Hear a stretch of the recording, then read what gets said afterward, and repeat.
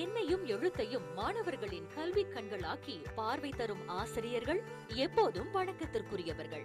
அறிந்தும் அறியாமலும் வீட்டு வாசலை தாண்டி பள்ளி வாசலில் கால் வைக்கும் ஒவ்வொரு மாணவருக்கும் நிழல் தரும் விருட்சமாகவே ஆசிரியர்களின் வாழ்வு பயணமாகிறது. அதனாலே வேறெந்த பணியை விடவும் அதிக பொறுப்பு, அர்ப்பணிப்பு, அரவணைப்பு என சமூக கடப்பாடு நிறைந்தது ஆசிரியர் பணி. ஒரு சிறந்த ஆசிரியர் வகுப்பறைக்குள் மட்டுமே ஆசிரியராக இருப்பதில்லை, இருக்கவும் முடியாது. அவர் தமது வாழ்வின் பெரும் பகுதி நேரங்களை ஆசானாகவே கழிப்பதால் அவரின் சேவைக்கு எல்லைகளும் கிடையாது. பாடநூல் அறிவு மட்டுமின்றி கலை, பண்பாடு, நெண்ணெறி பண்புகளை போதிக்கும் ஆசிரியர் ஒரு சமூகத்தின் மிகப்பெரிய பலமாவார். எனவே கற்பித்தல் பணி சவாலானது என்பதை சமூகம் உணர வேண்டும். கணினி, தொழில்நுட்பம், செயற்கை நுண்ணறிவு என்று உலகம் அதிநவீன பாதையில் சென்று கொண்டிருந்தாலும் மனம் இன்னும் மறப்பதில்லை நமக்கு பிடித்த ஆசானையும் அவரின் பாசறையில் வளர்ந்த நாட்களையும். மண்ணாய் கற்களாய் வரும் மாணவ செல்வங்களை செதுக்கி சிறந்த சிற்பமாக்கி அழகு பார்க்கும் ஆசான்கள் அனைவருக்கும் எங்களின் வணக்கமும் ஆசிரியர் தின வாழ்த்துகளும். அனைவருக்கும் வணக்கம். மீண்டும் சந்திப்பதில் மிக்க மகிழ்ச்சி. நான் வினோத்குமார் சுப்பிரமணியம். பர்ணமா செய்திகள் தயாரிப்பில் பார்வை நிகழ்ச்சி பல அங்கமாக ஒளியேறி கொண்டிருக்கின்றது. பல முக்கியமான பிரமுகர்களை நாம் சந்தித்து இருக்கின்றோம். இன்று ஒரு சிறப்பான அங்கம் என்றுதான் கூற வேண்டும். எழுத்தறிவித்தவன் இறைவனாவான். கல்வி கற்றுக் கொடுக்கின்றவர்களை இறைவனுக்கு சமமாக வைத்து போற்றக்கூடிய ஒரு சமூகம் நம்முடைய சமூகம். பல நூற்றாண்டுகளுக்கு முன்பே எழுதி வச்சுட்டு போயிட்டாங்க, கற்றுக் கொடுக்கிறவர்கள் இறைவனுக்கு சமமாகும் அப்படின்னு. ஆசிரியர் தினத்தை முன்னிட்டு ஒரு சிறப்பான 2 பிரமுகர்களை நாம் சந்திக்க இருக்கின்றோம். ஆசிரியர் பணியில் ஈடுபட்டு ஓய்வு பெற்ற ஒரு ஆசிரியர், தற்பொழுது ஆசிரியர் பணிக்கு புதிதாக நுழைந்து ஆசிரியர் பணியை தொடங்கி இருக்கின்ற ஆசிரியர். இவர்கள் இருவரையும் சந்திப்பதில் நான் மிக்க மகிழ்ச்சியாக இருக்கின்றேன். அவர்களை உங்களிடம் நான் அறிமுகப்படுத்தி இருக்கின்றேன். சுந்தரமூர்த்தி சின்னப்பா ஓய்வு பெற்ற ஆசிரியர் மற்றும் துர்காஷினி சுப்பிரமணியம் ஆசிரியர். அவர்களை சந்தித்து பேசலாம். வணக்கம். வணக்கம் சார்.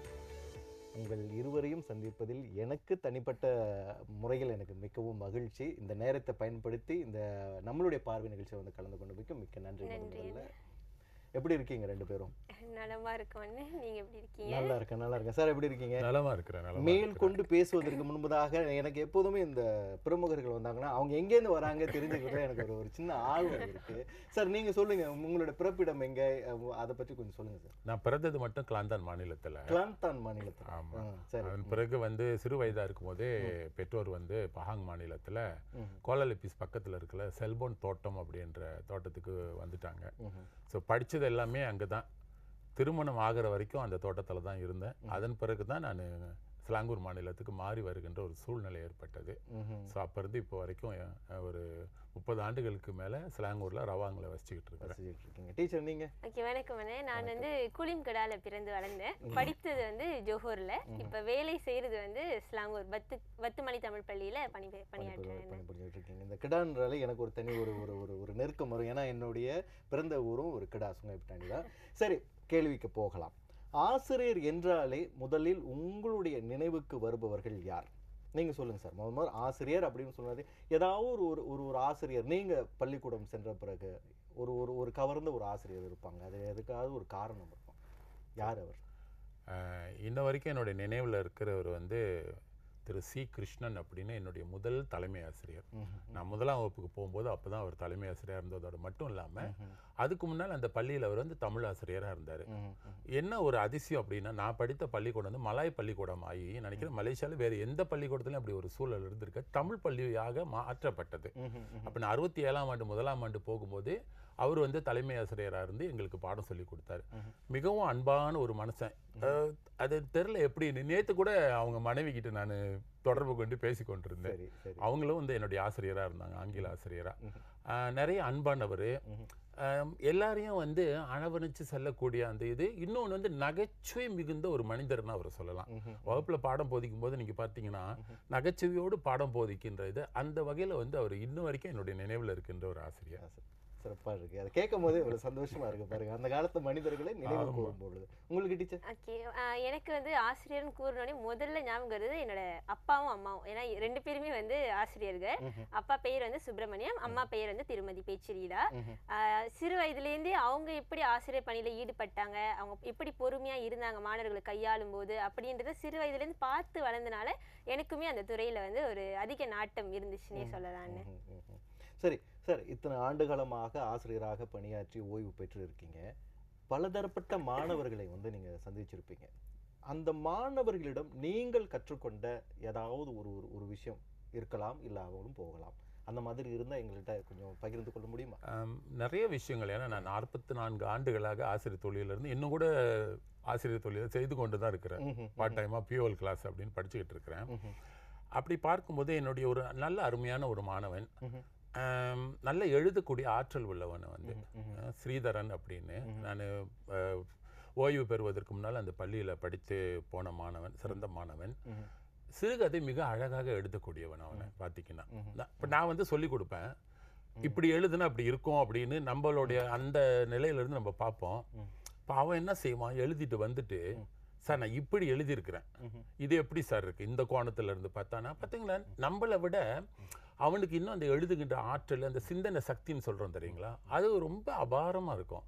அதனால் சில சமயத்தில் அவன் எனக்கு படித்து கொடுக்குற மாதிரி ஒரு சூழ்நிலையை நான் உணர்ந்திருக்கிறேன். உண்மையிலேயே சொல்கிறேன் இது வந்து. ஆக அப்படிப்பட்ட ஒரு சிறந்த மாணவனை என்னுடைய வாழ்க்கையில் பார்த்துருக்கேன். இந்த கதை எழுதுறது மட்டும் இல்லை, கட்டுரை எழுது, இதெல்லாம் வந்து ஒரு புதுமையாக செய்யக்கூடிய ஆற்றல் உடையவனாக அந்த மாணவன் இருந்தான். ஆமாங்களா? ஆமாம். சரி, நான் இப்போ இந்த நேர்காணல் இப்படி ஆசிரியர் தினத்தை ஒட்டி 2 ஆசிரியர்களை அழைத்து பேச வேண்டும் அப்படின்னு வந்து ஒரு டிஸ்கஷன் எங்களுடைய பணியிடையில் போயிட்டு இருந்தது. அதற்கான ஒரு ஒரு ஒரு ஒரு காணொலி நாங்கள் தயார் செய்யணும் அப்படின்னு ஒரு பணியும் மேற்கொண்டாங்க தயாரிப்பு குழு. அதற்கான ஒரு காணொலியை ஏற்பாடு பண்ணி வச்சிருக்கோம். அந்த காணொலியை பார்க்கலாம் சார். இப்பொழுது அந்த காணொலியை பார்க்கலாம்.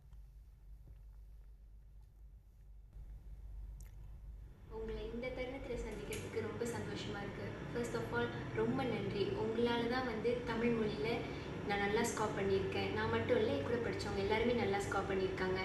நீங்கள் இல்லைன்னா தமிழ் மொழியோட அருமை ஃபர்ஸ்ட் எங்களுக்கு புரிஞ்சிருக்காது. உங்களால் தான் நாங்கள் இலக்கியம் பாடு வந்து உங்களால் தான் நாங்கள் எடுத்தோம். நீங்கள் எங்களுக்கு வந்து அவுட் ஆஃப் ஸ்கூல் டைம் வந்து எங்களுக்காக டைம் எடுத்து அந்த பாடத்தை எங்களுக்கு சொல்லிக் கொடுத்து நல்லாவும் ஸ்கார் பண்ண வச்சுருக்கீங்க. அது மட்டும் இல்லாமல் நம்ம தமிழ் மொழி படிக்கும்போது எஸ்கே ஸ்டூடெண்ட்ஸும் அதில் தமிழ் மொழி கற்றுக்கணும்னு சொல்லி டைம் எடுத்து அவங்களுக்கும் நீங்கள் சொல்லிக் கொடுப்பீங்க. எங்களை அவ்வளோ காம்படிஷனுக்கு ட்ரெயின் பண்ணி எங்களை கூட்டிகிட்டு போனீங்க. உங்கள் டைம்லாம் சாக்ரிஃபைஸ் பண்ணி எல்லாத்துக்கும் ரொம்ப நன்றி சார். சார் தான் என்னோட 5 ஆண்டு கால இடைநிலைப்பள்ளி தமிழ் ஆசிரியர். அதுக்கு எல்லாத்துக்கும் முன்னாடிலேருந்தே சின்ன வயசுலேருந்தே எனக்கு சார் ரொம்ப நல்லா தெரியும். சார் மூலமாக நிறைய வாய்ப்புகள், நிறைய அனுபவங்கள், பாடங்கள் எனக்கு கிடச்சிருக்கு. அதெல்லாம் உங்களுக்கு தெரியும் சார். ஆனால் உங்களுக்கு தெரியாத ஒரு விஷயம், எனக்கு கதை எழுத ரொம்ப பிடிக்கும் சார். நம்மளால் இந்த விஷயம் முடியுமா அப்படின்னு நான் உணர முயற்சி செய்த காலகட்டத்தில் என்னோடய சிறுகதைகள்லாம் படித்து ரொம்ப ஊக்குவிச்சிருக்கீங்க சார். அந்த ஊக்குவிப்பு என் வாழ்க்கையில் எந்த அளவுக்கு ஒரு முக்கியமான விஷயன்றது என்னால் சொல்லி புரிய வைக்க முடியாது. இதெல்லாம் தாண்டி யாதும் ஊரே யாவரும் கேளிர் அப்படின்ற விஷயத்த இந்த அளவுக்கு ஒரு மனிதனால் அமல்படுத்த முடியுமா அப்படின்றது உங்களை பார்த்து நிறைய சமயங்கள் நான் வியந்திருக்கேன் சார். அந்த மாதிரி இருக்க நானும் முயற்சி பண்ணிக்கிட்டே இருக்கேன். என்றாவது ஒரு நாள் கற்றுக்கணும்னு ஆசையாகவும் இருக்குது சார். வாழ்த்துக்கள் ஐயா, கூடிய விரைவில் சந்திப்போம். உங்களுக்கு ஒரு சர்ப்ரைஸ் கொடுக்கலாம் தான் இந்த பாடல் நாங்கள் ஏற்பாடு பண்ணோம். இப்போ சொல்லுங்கள் ஸ்ரீதரனை பற்றி. சொன்ன மாதிரி மிக அருமையான ஒரு மாணவன். நிறைய மாணவர், ஆயிரக்கணக்கான மாணவர்களுக்கு நான் பாடம் சொல்லி கொடுத்துருக்குறேன். அது இடைநிலை பள்ளியாக இருக்கலாம், ஆரம்ப பள்ளியாக இருக்கலாம். ஆனால் இவன் கொஞ்சம் வித்தியாசமான மாணவன் வந்து. ஏன்னா இன்ன வரைக்கும் என் கூட தொடர்பில் இருக்கிறான். இப்போ வந்து அவர் யூகேயில் இருக்கார், படிச்சுட்டு இருக்காரு, முடிக்க போகிறாரு. 2-3 வருடங்களுக்கு முன்னால் வந்தப்போ உடனே என்னை தொடர்பு கொண்டு ஒரு வாரத்துக்கு முன்னால், ஐயா நான் வீட்டுக்கு வரேன், நம்ம 2 பேரும் சந்திப்போம், ஒரு நாளைக்கு சாப்பிட போகலாம் அப்படின்னு இன்ன வரைக்கும் அந்த அன்பு பரிமாற்றத்தில் இருக்கக்கூடிய ஒரு மாணவன் தான் அவர் ஸ்ரீதரன். அவருடைய காணொலி பதிவும் போது யாதும் ஊரே யாவரும் கேளிர் அப்படின்னு ஒரு வாசகத்தை பதிவு பண்ணாரு. தமிழ் பள்ளிகளுக்கே உள்ள சிறப்பு அது.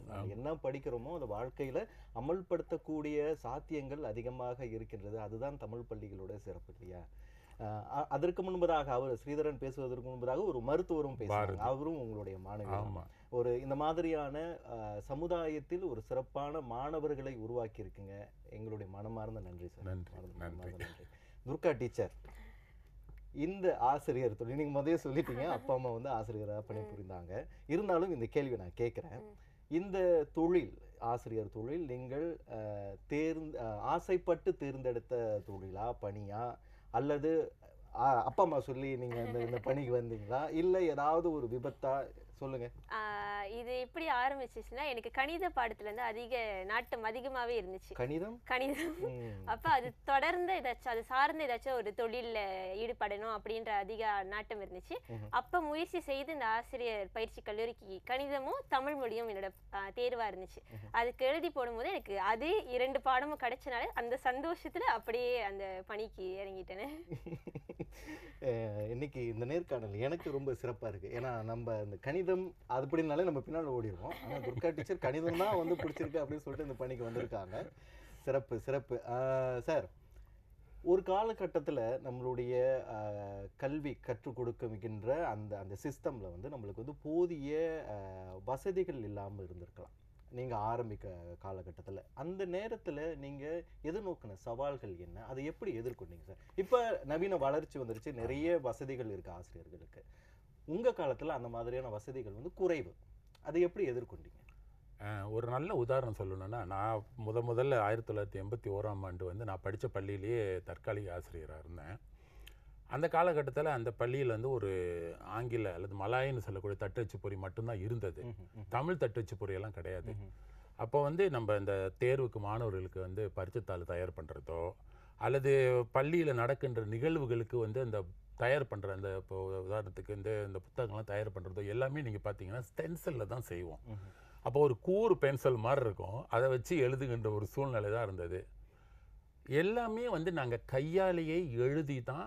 இப்போ வந்து விளையாட்டு போட்டி நடக்குதுன்னா அந்த முழுமையான புத்தகத்தை வந்து கையாலேயே எழுதி அதை ஸ்டென்சில் பண்ணி அதை வந்து மை போட்டு உருட்டி தான் புத்தகமாக தயார் பண்ணி கொடுப்போம். ஸோ அப்படிப்பட்ட சூழ்நிலை இருந்தது. அப்போ என் கூட ஒருத்தர் மாதவன்னு ஒரு வேலை செஞ்சார். அவர் இப்போ மலக்காவில் இருக்கிறாரு. அவர் வந்து தமிழ் பள்ளி படிக்காதவர், ஆங்கில பள்ளி படித்தவர். ஆனால் எழுத்து பார்த்தீங்கன்னா அப்படியே முத்து முத்தாக எழுதக்கூடிய அந்த ஆற்றல் உள்ளவர் அவர். அது மலாயா இருக்கட்டும், ஆங்கிலமாக இருக்கட்டும், தமிழாக இருக்கும். அப்போ நம்ம என்ன செய்வோம், அப்புறம் இன்னொருத்தர் இருந்தார், அவளியார்னு இன்னொரு நண்பர் இருந்தார். அவரும் அப்படித்தான் எழுதக்கூடியவர். அப்போ இவங்க எழுதின அந்த புத்தகங்கள்லாம் அவர் இன்னும் சேகரித்து வச்சிருக்காரு. நீங்கள் நம்ப மாட்டீங்க, முந்தா நாள் வந்து எனக்கு அதில் ஒரு பக்கத்தை எனக்கு அனுப்பி விட்டார். அப்போ அவர் எழுதின அந்த எழுத்தை பார்த்தோன்னே எனக்கு அந்த பழைய நினைவுகள் வந்தது. ஆக இப்போ பார்த்தீங்கன்னா கம்ப்யூட்டர் இருக்குது, என்னென்னமோ இருக்குது, எல்லாம் என்னென்னமோ பண்ணலாம், என்ன வேணாலும் செய்யலாம். ஆமாம், எல்லாமே செய்யலாம். இப்போ பேசினாவே நம்மளோட அந்த வாசகங்கள் வந்துடுது. அப்படி இல்லை, அந்த காலகட்டத்தில் வந்து ரொம்ப கஷ்டப்பட்டு எல்லாமே செய்ய வேண்டிய ஒரு சூழ்நிலை இருந்தது. ஆக அதையும் நாங்கள் பார்த்தீங்கன்னா செய்தோம். அப்படின்னா அப்போ அந்த ஈடுபாடு, அந்த ஆசிரியர்களுக்கு இந்த ஈடுபாடுன்னு தான் சொல்லணும். உண்மையிலே எதையாவது சாதிக்கணும், இருக்கிற அந்த சூழலை வைத்துக்கொண்டு என்ன செய்யலாம், அப்படித்தான் நாங்கள் வந்து எங்களுடைய தொடக்க ஆசிரியர் தொழிலை ஆரம்பித்து வந்தோம். டீச்சர், எப்போ நீங்கள் ஆசிரியராக பணிபுரிய ஆரம்பிச்சிங்க? கடந்த 6 மாதமாக தானே. கடந்த 6 மாதமாக தான் வேலை செய்ய ஆரம்பிச்சிருக்கீங்க. ஆனால் இருந்தாலும் ஆசிரியர் பணி என்பது உங்களுக்கு புதியது கிடையாது. வீட்டில் அப்பா அம்மா வந்து ஆசிரியராக இருக்காங்க. ஒரு ஆசிரியர் மாணவர் உறவு எப்படிப்பட்டதாக இருக்க வேண்டும் அப்படின்னு நீங்கள், ஏன்னா நீங்கள் புதிதாக கால் எடுத்து வச்சுருக்கீங்க, பல சவால்கள் போனேன்னு உங்களுக்கு வந்து நினைச்ச மாதிரி இருக்காது, எந்த இடமும் இருக்காது. ஆசிரியர் தொழில் மட்டுமே கிடையாது, எந்த தொழிலுமே வந்து நம்ம நினைச்ச மாதிரி போன இடத்துல நம்மளுக்கு அமையாது. அப்படி இருக்கின்ற காலகட்டத்தில் கடந்த 6 மாதமாக நீங்கள் பணி செஞ்சுக்கிட்டு இருக்கீங்க. ஒரு ஆசிரியருக்கும் மாணவருக்கும் உள்ள உறவு எப்படி இருக்கணும்னு நீங்கள் நினைக்கிறீங்க? ஒரு சில வேளையில வந்து நம்ம மாணவர்கள்கிட்ட கண்டிப்பாக இருக்க வேண்டிய கட்டாயம் இருக்குது. ஏன்னா மாணவர்கள் வந்து அப்போ தான் ஒழுக்கமாகவும் இருப்பாங்க, பாடத்திலையும் அக்கறை காட்டுவாங்க. ஆனால் அதே சமயத்தில் இன்றைய காலகட்டத்தில் நிறைய மாணவர்கள் வந்து குடும்ப சூழலையும் நம்ம கருத்தில் கொள்ளணும். ஒரு சில மாணவர்கள் வந்து அவங்களோட குடும்ப சூழல் எப்படி இருக்குது, அவங்களோட பொருளாதார நிலை எப்படி இருக்குது அப்படின்றதெல்லாம் பார்த்து நம்மளுக்கு அன்பும் அந்த மாணவர்களுக்கு கொடுக்க வேண்டிய கட்டாயத்தில் நம்ம அதிகமான ஒரு நிலையில் இருக்கும். ஆக அந்த மாணவர்களுக்கு தேவையான இடத்துல கண்டிப்பும் தேவையான இடத்துல அன்பும் கொடுக்கும்போது அந்த மாணவர்கள் சிறந்த நிலையில் வருவாங்க அப்படின்றது என்னுடைய கருத்து. என்ன ஒரு சிறந்த டீச்சராக நீங்கள் வருவீங்க சார். இந்த கேள்வி ஒரு முக்கியமான கேள்வி. அதாவது அந்த காலத்தில் இப்போ பாருங்கள், நான் வந்து என்னமோ பேசும்போது ரொம்ப வயசான மாதிரி பேசுகிற மாதிரி இருக்கு. அந்த காலத்தில் பார்க்கும் பொழுது மாணவர்களை கண்டிக்கக்கூடிய அதிகாரம் ஆசிரியர்களுக்கு வழங்கினாங்க. ஆனால் அந்த அதிகாரம் இப்பொழுது கிடையாது. முறைச்சு பார்த்தாலே வந்து இப்போ வந்து வேறு மாதிரியான ஒரு சூழ்நிலை ஏற்படுகின்றது. இவ்வளோ ஆண்டு காலமாக ஒரு அனுபவம் இருக்கு, உங்களுடைய கருத்து என்ன சார் இதில்? அதாவது அந்த காலத்தில் வந்து பள்ளிக்கூடத்துக்கு ஒரு மாணவரை கொண்டாந்து பெற்றோர் சேர்க்குறாங்கன்னா அவங்க என்ன தெரியுங்களா சொல்லுவாங்க? அட்டிச்சு முகத்தை மட்டும் இல்லை, முகத்தை மட்டும் விட்டுருங்க, மற்றதெல்லாம் உரிச்சு தொங்க போட்டுருங்க. நான் வாங்காத அடியா சார், நானும் வாங்கியிருக்கேன் சார். அப்படிதான் சொல்லி அனுப்புவாங்க. ஏன்னா அந்த காலத்தில் வந்து ஆசிரியர் மீது முழு நம்பிக்கை இருந்தது. ஏன்னா வீட்டை விட்டு அவன் போனான்னா, பள்ளிக்கு போனான்னா எல்லாமே அவரு தான். நம்ம பிள்ளைய வந்து இப்போ நம்ம பெற்றோர்கிட்ட ஒப்படைச்சிட்டோம், அவர் ஒரு நல்ல ஒரு இதாக உருவாக்கி கொடுப்பாருன்ற ஒரு நம்பிக்கை அந்த காலத்து பெற்றோர்கிட்ட இருந்தது. ஆனால் நாமளும் வந்து வேணும்னே யாரையும் அடிக்கிறது கிடையாது தெரியுங்களா. நான்லாம் நிறைய ஆரம்ப பள்ளியில் நிறைய அடி கொடுத்துருக்கேன் மாணவர்களுக்கு, ரத்தம் கூட வந்திருக்கின்றது. ஆனால் அந்த மாணவன் போய் வீட்டில் போய் சொல்ல மாட்டான். சொன்னான்னா அவனுக்கு அடி விழும். ஆசிரியர் உன்னை அடிக்கிறாருன்னா ஏதோ ஒரு காரணத்தோடு தான் அடிச்சிருப்பாரு. அப்படிப்பட்ட ஒரு காலகட்டம் இருந்தது. நீங்கள் சொன்ன மாதிரி இப்போ வந்து சட்டமே கொண்டு வந்துட்டாங்க. முறைச்சி பார்க்கறது மட்டும் இல்லை, மாணவனை கிள்ள கூட கூடாது. ஸோ அந்த மாதிரி ஒரு சூழ்நிலை இப்போ மாறிவிட்டது. அதனால் நிறைய மாற்றங்களை நம்ம இன்னைக்கு வந்து எதிர்பார்க்குறோம். ஒன்று வந்து அந்த மரியாதை அதெல்லாம் கூட இல்லாத ஒரு சூழ்நிலையை நம்ம இன்னைக்கு பார்க்குறோம். அந்த காலத்தில் ஆசிரியர் கண்ட ஆசிரியர் முன்னுக்கு வந்தார நம்ம இந்த வழியில் குறுக்கு வழியில் பூந்து போயிடுவோம். அதை நினைக்க நம்ம இன்னொருத்துக்கு நிச்சயம் அதெல்லாம் வந்து ஞாபகம் இருக்கும். ஸோ அப்படி ஒரு காலகட்டம் இருந்தது. அந்த கண்டிப்பு அவசியம் நினைக்கிறேன். கண்டிப்பாக அவசியம், நிச்சயம் இருக்கணும். கண்டிப்பாக. ஏன்னா இப்போ சற்று முன்னே நீங்கள் அவங்ககிட்ட கேள்வி கேட்டது மாதிரி ஒரு ஆசிரியர்னா, ஆசிரியர் வந்து மாணவருக்கு அங்கே பள்ளிக்கு போன பிறகு அவர் பெற்றோராகவும் செயல்படுறாரு. அதே நேரத்தில் ஆசிரியராக இருந்து கல்வி போதிக்கிறாரு. அது மட்டும் இல்லாமல் நண்பராகவும் அங்கே இருக்காரு. இப்போ வந்து நான் ரொம்ப நண்பர் ஆகிட்டேன் மாணவர்கிட்ட. ஏன்னா இடைநிலை பள்ளியில் படித்து கொடுக்கறதுனால ரொம்ப நண்பர் ஆகிட்டேன். ஆனால் சில சமயத்தில் ஏசும், அதாவது அவங்க குறும்பு செய்யும்போது கூட நம்ம ஏசுகின்ற நேரத்தில் பெற்றோர், இப்போ நீ வந்து தப்பு பண்ணால் உங்கள் அப்பா ஏச மாட்டார் உன்னைய, அப்போ என்னை அப்பாவான்னு நினைத்துக்கொள் அப்படின்ற ஒரு சூழ்நிலை இருக்குது. ஆக ஆசிரியர் என்பவர் அந்த இடத்துல ஒரு சகலகலா வல்லவனாக இருக்கணும்.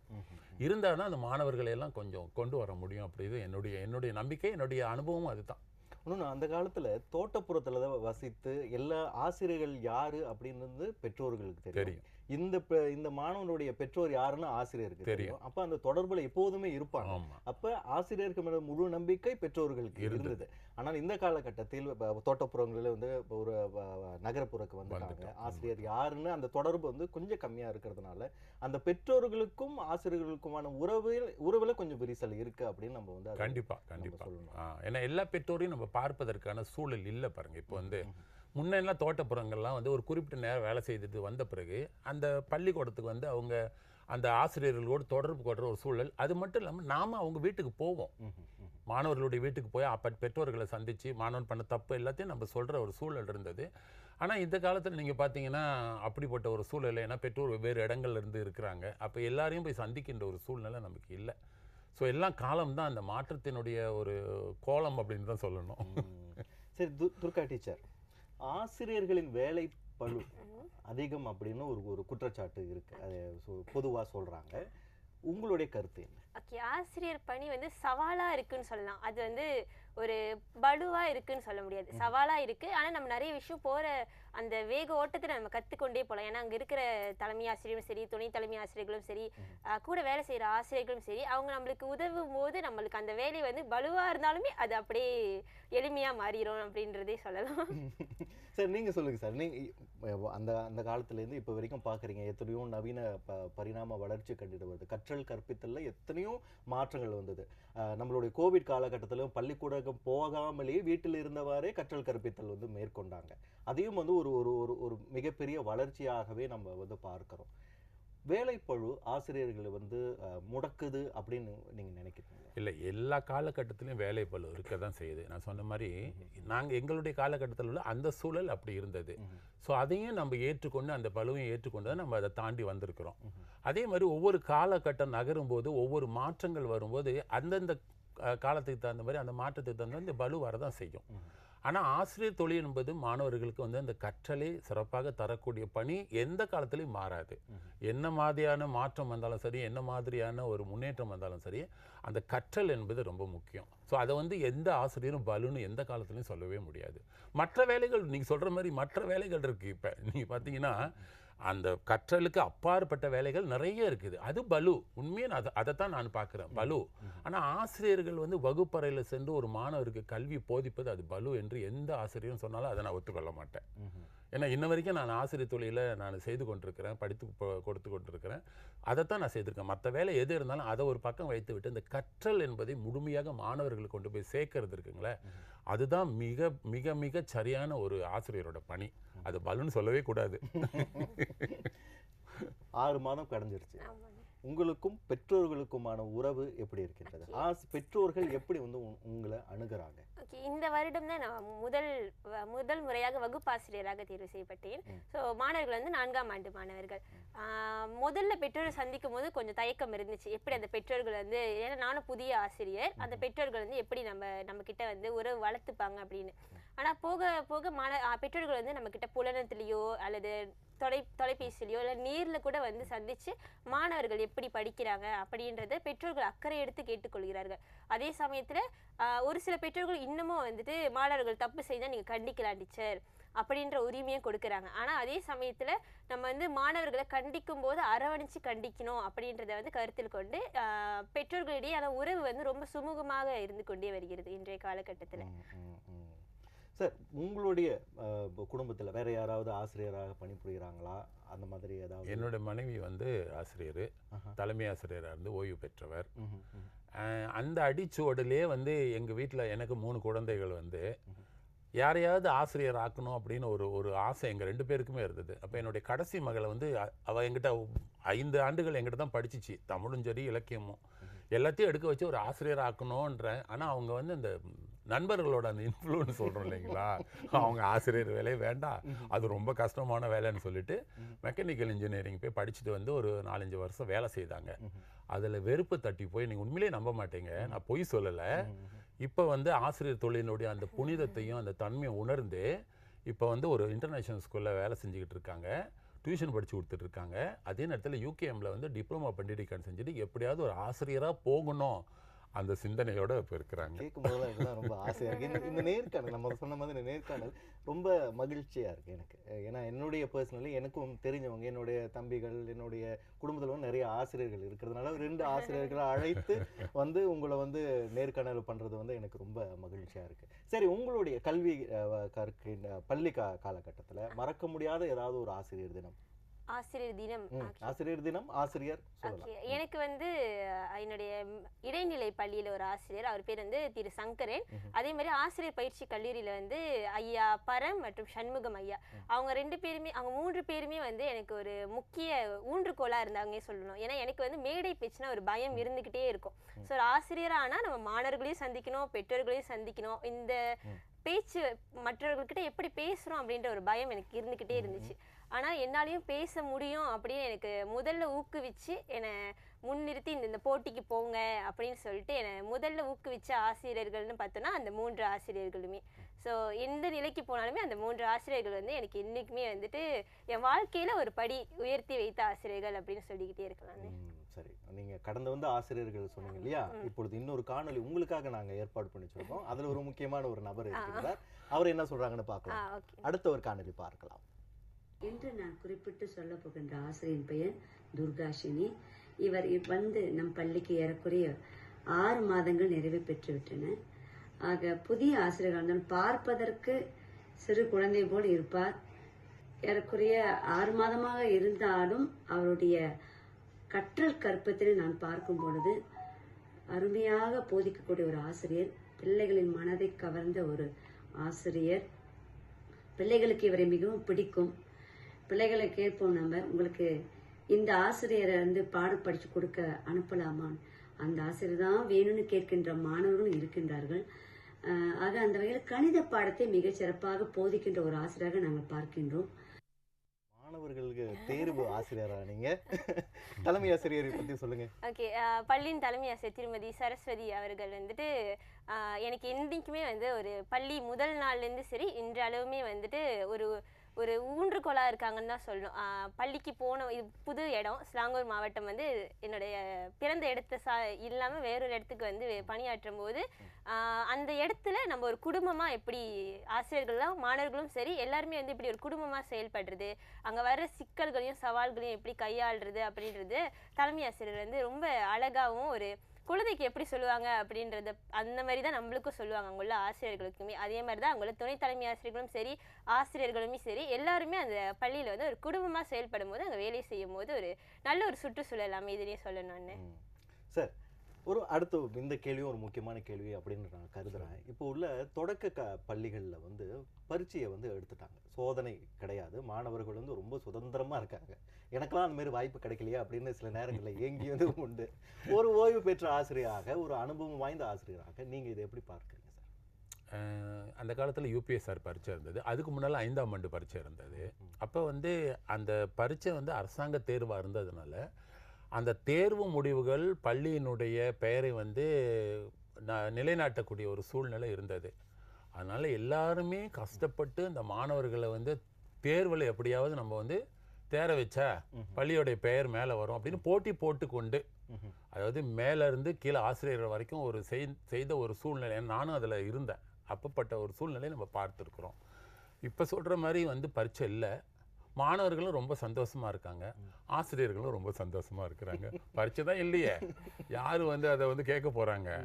அப்புறம் முன்னெல்லாம் பார்த்தீங்கன்னா அந்த பரீட்சை வந்தோடனே ரொம்ப எதிர்பார்த்து காத்துக்கொண்டு எந்த பள்ளின்னு எல்லாம் பத்திரிக்கைலாம் வரும், செய்தியில் வரும், எல்லாம் வரும். 12 மணி வரைக்கும் படிச்சேன். ஆமாம், இப்போ அந்த சூழ்நிலை இல்லை, இந்த சூழ்நிலையே இல்லை, பள்ளி அளவில் மட்டும் வைக்கிறாங்க. ஸோ அது வந்து ஆனால் நான் வந்து ஒரு பரிந்துரை செய்யலான்னு இருக்கேன். முடிஞ்ச வரைக்கும் அந்த இடைநிலை ஆரம்ப பள்ளியில் இந்த பரீட்சை கொண்டு வந்தாங்கன்னா, தேர்வை கொண்டு வந்தாங்கன்னா இன்னும் மாணவர்களுடைய தரம் உயரும் அப்படின்னு நான் ரொம்ப எதிர்பார்க்கிறேன். அது உங்களோட தனிப்பட்ட கருத்து? என்னுடைய தனிப்பட்ட கருத்து. சரி டீச்சர், இந்த ஆசிரியர் பணி அடுத்த கட்டத்துக்கு நீங்க உங்களுடைய மேம்பாட்டுக்கு என்னென்னலாம் செய்யலாம்னு நினைக்கிறீங்க? ஓகே, இன்றைய காலகட்டத்தில் பார்த்தோன்னா தொழில்நுட்பம் வளர்ந்து கொண்டே வருகிறது. செயற்கை நுண்ணறிவும் சரி, மாணவர்களுமே அதில் அதிக ஈடுபாடு காட்டும் போது நான் நினைக்கிறேன் ஆசிரியர்களாக நம்மளுமே வந்து வாழ்நாள் முழுவதும் கல்வி கற்கிறத வந்து ஒரு கட்டாயமாக எடுத்துக்கொள்ளணும்னு நினைக்கிறேன். மாணவர்களும் அவர்கள் தொழில்நுட்பம் சார்ந்த அறிவு அவங்க மேம்படுத்தும் போது ஆசிரியர்களும் அதை விட ஒரு படி அதிகமாகவே முன்னேற்றத்துக்காக நிறைய இந்த செயலி, கென்வா அதெல்லாம் எப்படி உபயோகிக்கிறது அப்படின்ற அறிவை வந்து வளர்த்துக்கணும் அப்படின்றத நான் நம்புறேன். கூடுதல் திறன் இருந்தால் இன்னும் சிறப்பாக இருக்கும்னு. சரி, ஆசிரியர் தினத்தை முன்னிட்டு பர்ணம்மா செய்திகள் தயாரிப்பில் ஒளியிருக்கின்ற பார்வை நிகழ்ச்சியில் வந்து கலந்து கொண்டமைக்கு மிக்க நன்றி. உங்கள் இருவருக்குமே என்னுடைய மனமார்ந்த, எங்களுடைய தயாரிப்பு குழுவின் சார்ந்து எங்களுடைய மனமார்ந்த ஆசிரியர் தின வாழ்த்துக்கள். பணிகள் மேலும் மேலும் சிறக்க எங்களுடைய மனமார்ந்த வாழ்த்துக்கள். சார், உங்களுடைய சிறப்பான பணியை வழங்கியமைக்கு மிக்க நன்றி, வாழ்த்துக்களும் சார். சரி, எங்களுக்கும் வாய்ப்பு கொடுத்தவங்களுக்கு நன்றி. அதே நேரத்தில் ஆசிரியர் தினம் கொண்டாடுகின்ற நாட்டில் இருக்கின்ற அனைத்து ஆசிரியர்களுக்கும் என்னுடைய ஆசிரியர் தின நல்வாழ்த்துக்கள். நன்றி நன்றி. இந்த நேரத்தில் என்னுடைய ஆசிரியரையும் நான் நினைவு கூற வேண்டும். எனக்கு பாடம் போதித்த கோவிந்தன் ராஜ் அவர் வந்து எனக்கு மிகவும் ஒரு சிறப்பான இப்போ வரைக்குமே என்னை ஞாபகம் வச்சிருக்கிற ஒரு ஆசிரியராகவும், என்னை ஞாபகம் வச்சிருக்கிற ஒரு ஆசிரியராகவும் அவர் இருக்கின்றார். அவருக்கு இந்த நேரத்தில் என்னுடைய நன்றியை நான் பதிவு செய்து, இந்த நிகழ்ச்சியில் பார்த்து கொண்டிருக்கின்ற அனைத்து ரசிகர்களுக்கும் ஆசிரியர் தின நல்வாழ்த்துக்கள். ஏன்னா நம்மளுடைய வாழ்க்கையில் எந்த நேரத்திலையும் ஒரு மனிதர் வந்து நம்ம சந்திக்கின்றவர்கள் ஏதாவது ஒரு பாடத்தை நம்மளுக்கு கற்றுக் கொடுத்துருக்காங்க. அந்த நேரத்தில் அவங்களை நம்ம நினைவு கூர்ந்து இந்த நிகழ்ச்சியை இன்றுடன் நான் முடித்துக் கொள்கிறேன். நான் வினோத்குமார் சுப்பிரமணியம். மேலும் அடுத்தடுத்த நிகழ்ச்சியில் சந்திக்கும் வரை அன்புடன் விடைபெற்றுக் கொள்வது நான் சுப்பிரமணியம். நன்றி, வணக்கம்.